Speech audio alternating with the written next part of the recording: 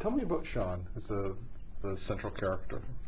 Well, Sean's a guy who's like clever, witty, and funny. He's the guy who, if he was brought up in a different family who had encouraged him to go to university, he could have become a doctor or a lawyer. But due to his circumstances and education, he's grown up and he works in a chicken factory as a basic operative. He's a father and a husband, and he's a fairly loving husband, and he's a tender father. So that's him. But he's also well, I wouldn't say fatally flawed, but he's also flawed in that I think he's got a tendency towards maybe self-destruction. Perhaps maybe that's a bit too strong. But he's definitely got weaknesses. And he lives a bit of a fantasy lifestyle, which is a common thing when people live under hard circumstances. They like to escape that, and he escapes that through fantasy and being in denial perhaps about some of his circumstances in life. But his big problem is his big brother, Archie. Yeah, it certainly is. Yeah, his brother Archie is a career criminal, very violent drug dealer, and he's bullied Sean since they were children, and he's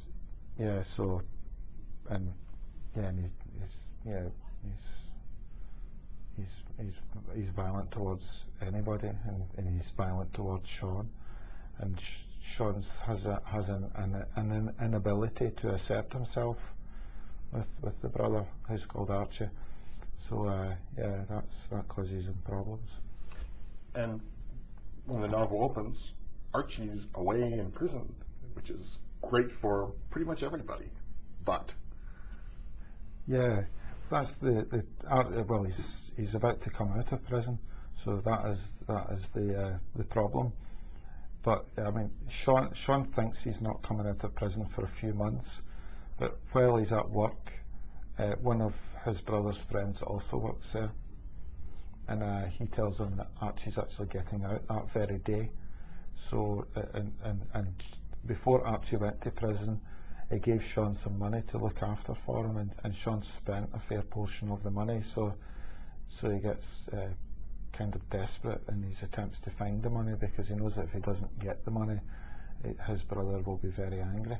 Sean has a horrible job. I mean, there's just no two ways about it. Working in the chicken factory is just thoroughly unpleasant.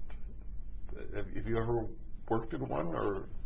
Yeah, 20 years ago, I was actually where I was from, a town outside Glasgow, and in 1986 I moved to a town called Norwich, which is in England, and which is the centre of Norfolk, which is one of the industries of that county is chicken farming, and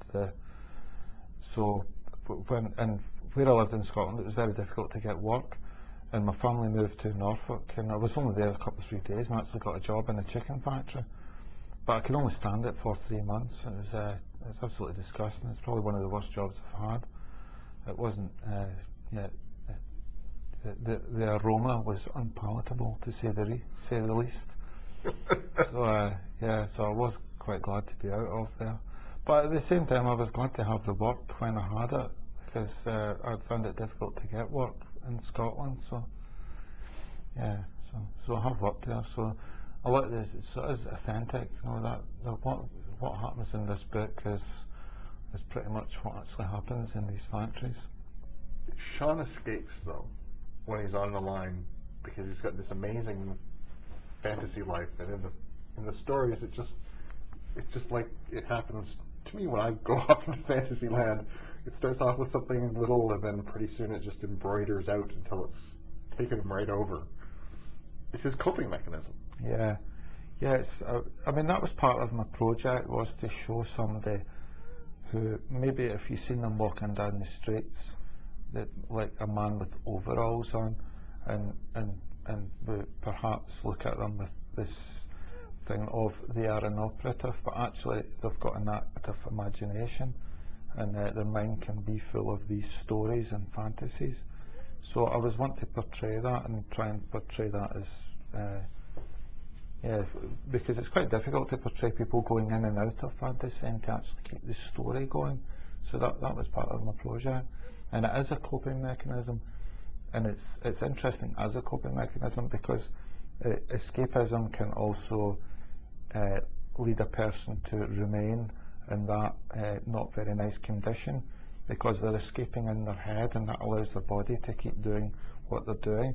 So sometimes the escapism is a problem, and if particularly Sean, because that's one of his flaws, is escapism, and he escapes in other ways too by his denial of reality.